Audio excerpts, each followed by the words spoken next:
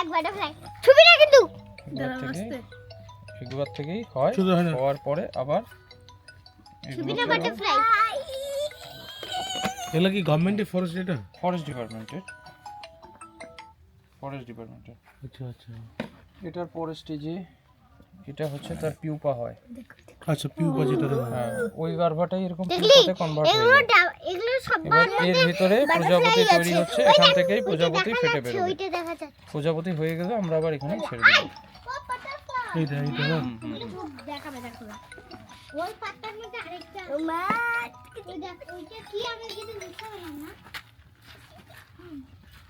আবার এটা আরেক রকমের, দেখো এই যে কই দেখি অন্য প্রজাতি এই যে এই কামড়ে মেয়েটা ধরিস না এগুলো।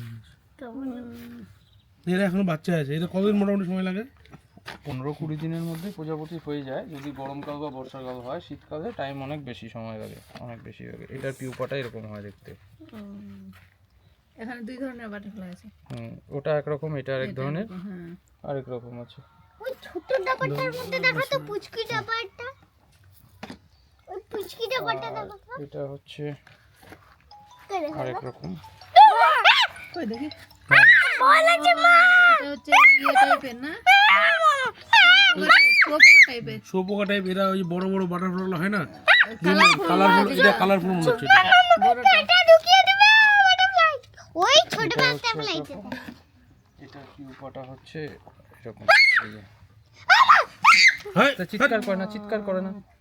ভালো চলছে তোরা কি? এটার পিউপাটা এরকম দেখতে। এগুলো থেকেই প্রজাপতি হয়ে গেলে আমরা আবার এখানেই ছেড়ে দিই আর কি। গরমকাল বা বর্ষাকালে আসবে তখন অনেক দেখতে পাওয়া যাবে। এখন এই সময়টায় প্রজাপতি সিজন না, শীতকাল।